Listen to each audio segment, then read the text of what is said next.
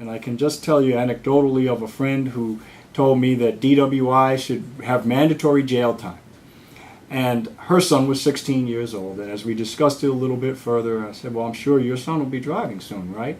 And you could see her starting to think it through, that maybe her son one day might grab a beer and happen to get into an automobile. And at that point, it was no longer a great idea to have mandatory jail time because her son's a good kid. We all feel that our kids are good kids and that the laws didn't need to apply to our kids in a harsh way, that they should be given a second chance. The problem comes when we're asked to feel the same way about our neighbors' children. If your child goes away to college, no one's necessarily going to know who your child is. No one may care.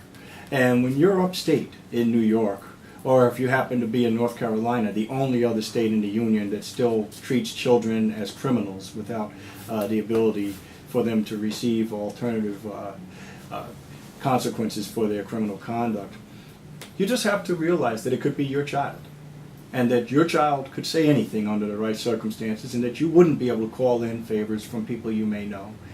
Your influence may not extend to that town, and you may never know that your child is incarcerated in the first place. So even if that's not the case, it's simply bad business. It's simply bad business, and it's a poor taxpayer's decision to minimize and weaken your own society. I think that by strengthening our society and investing in our kids and in looking at different ways to treat young people, in particular in their formative years, we invest in our own, and we're much less likely to have to pay for them down the road. So it's a question of a nominal investment now or paying millions of dollars over people's lives in the long run.